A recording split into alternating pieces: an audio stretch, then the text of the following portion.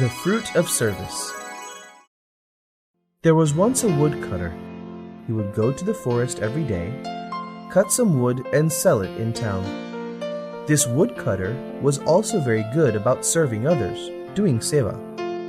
He would often feed the sons that would travel through his town.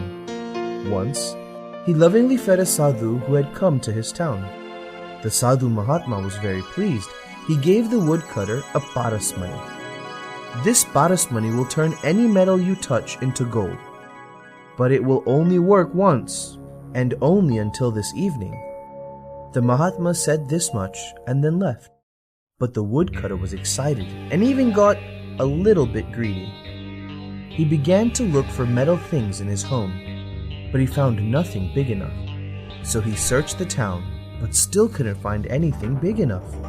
So he went off to the neighboring village and visited a blacksmith.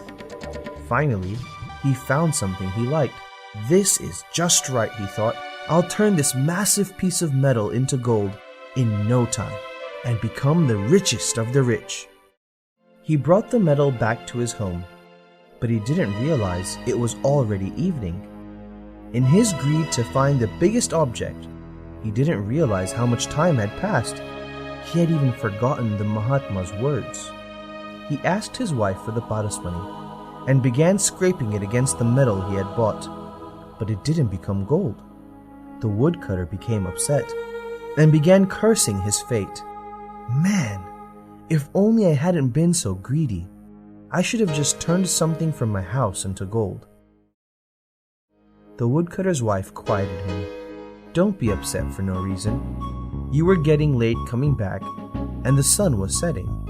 So I just found that old axe that was lying around. I touched it with the paras money and turned it to gold. Look, here it is. Then the wife began explaining to her husband. With this much gold, we'll be plenty rich. Don't be greedy for more. Let's make our life on our own efforts.